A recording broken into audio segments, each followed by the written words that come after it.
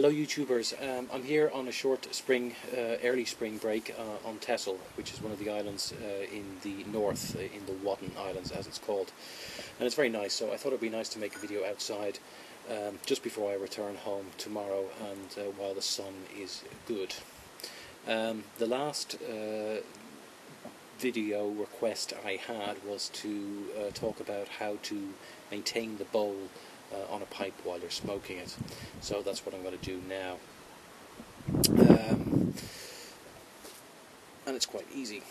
So here's my pipe, and as I'm sitting outside I'm going to be able to demonstrate this fairly easily. Now it's actually quite windy, so I normally smoke a good solid flake outside, and actually I'm smoking some Broken Flake, some Gold Blend from McBaren's right now. I'm going to just try and light it in a hard wind.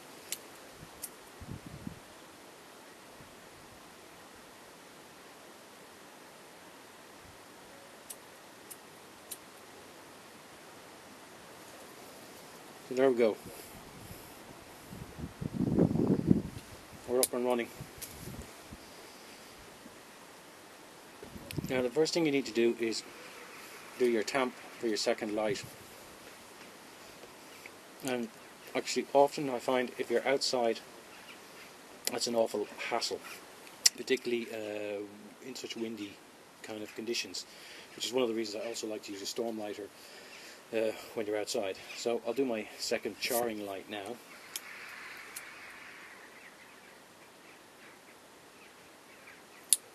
And there we go. Now, so she's up and running and she tastes very nice. Very chocolatey, this Burley Gold Blend by McBaren's. So that's our bowl up and going. Now, sometimes I find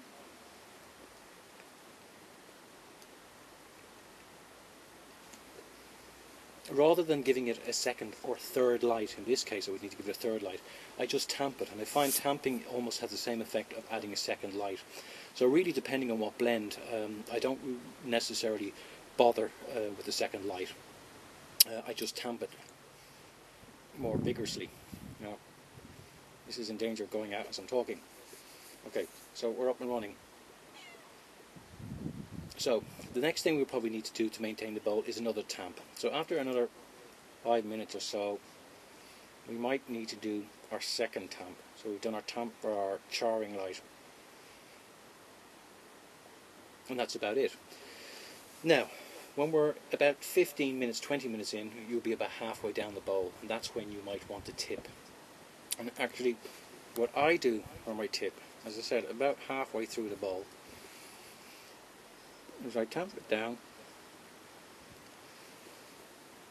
after I've been smoking it for about 15-20 minutes and it's about half empty, and I tamp it down and then I tip it, okay? And I just turn it over and tip it, that's all.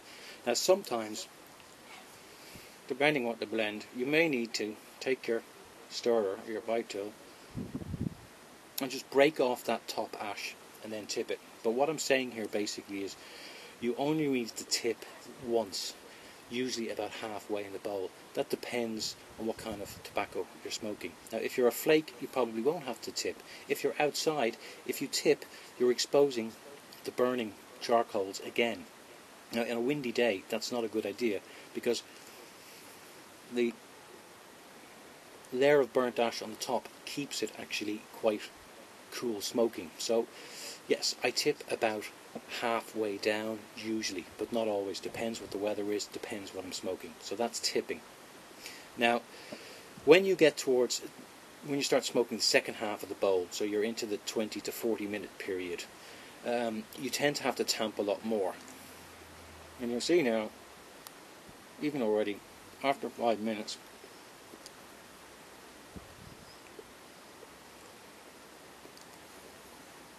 tamping really has the same effect of lighting the pipe. Frequently I don't have to light my pipe more than once or twice. I find a good tamping will keep her going. Again, I smoke outdoors an awful lot, so that's another reason why I don't really need to relight her a lot. No. So let's say we're down to half a bowl. We've tamped a couple of times, we've tipped once, and now we're getting into, you know, halfway through the last half of the bowl. That's really when your tamping comes in a lot. You will start to tamp a lot more, and you'll start to stir. Now, let's talk about stirring. I mentioned a few seconds ago that you may need to stir, which kind of just breaks off the ash before you tip it for the first tip at the halfway stage. But really the stirring comes into play at the bottom. At the bottom of the bowl, the last third, the last quarter, you'll find the baccy is quite moist, and because most bowls are tapered and narrow towards the bottom, there's not much down there. That's really when you need to start tamping and stirring. And the stirring isn't really stirring, it's more just poking. So let's assume that I'm at that stage of the bowl here, right down here somewhere, and you just kind of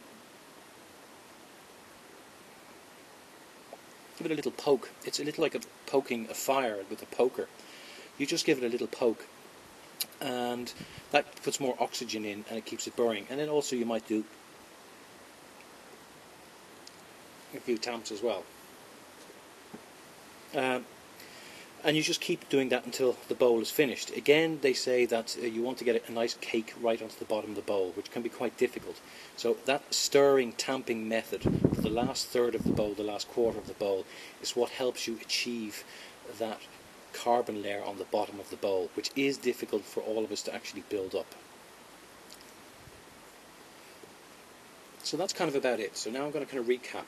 So you light, you do you tamp, you do your second light or your charring light if you feel necessary. At about halfway down the bowl, you tamp, maybe a third way down the bowl, and then you tip the ash out. Okay, and you just hand it over like, you just tip it like that. Okay, and as I said, you may need to stir the ash up for it to fall out of the bowl when you tip it. Then the next tamping would be after that. Okay, so after the biggest half of the bowl or is over and you start getting into the second half of the bowl, that's really when you start tamping.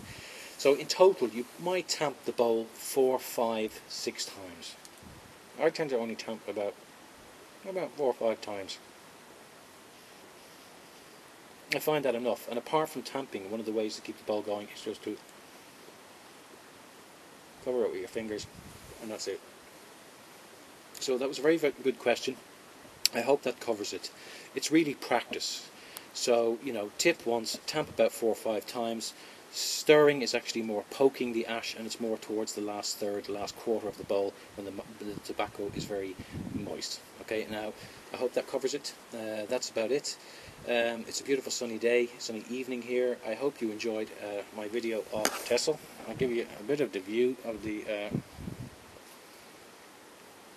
kind of environment here.